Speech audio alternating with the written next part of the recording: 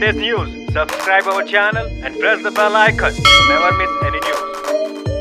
നമസ്കാരം, ഇത് one India Malayalam. Champions trophy ക്രിക്കറ്റിലെ കിരീട നേട്ടം കശ്മീരിലല്ല പാകിസ്ഥാനിൽ പോയി ആഘോഷിക്കുമെന്ന് വിഘടനവാദി നേതാക്കളോട് Indian cricketer Gautam Gambhir. Champions trophy ഫൈനലിൽ ഇന്ത്യയെ പരാജയപ്പെടുത്തിയ പാകിസ്ഥാനെ അഭിനന്ദിച്ച് കശ്മീർ വിഘടനവാദി നേതാവായ മിർവായിസ് ഉമർ ഫറൂഖ് രംഗത്തെത്തിയിരുന്നു. എവിടെയും വെടിക്കെട്ടാണെന്നും ഇത് നേരത്തെ എത്തിയതായി തോന്നുന്നുവെന്നുമായിരുന്നു ഫറൂഖിന്റെ ട്വീറ്റ്. മികച്ച ടീം ഈ ദിവസം നേടിയിരിക്കുന്നുവെന്നും അഭിനന്ദനങ്ങളെന്നും ഫറൂഖ് കുറിച്ചിരുന്നു. ഫറൂഖിന്റെ ഈ പ്രസ്താവനയ്ക്കെതിരെയാണ് ഗംഭീർ രംഗത്തെത്തിയത്. ഗംഭീറിന്റെ ട്വീറ്റ് ഇങ്ങനെയാണ്: എന്തുകൊണ്ടാണ് നിങ്ങൾ അതിർത്തി കടക്കാത്തത്?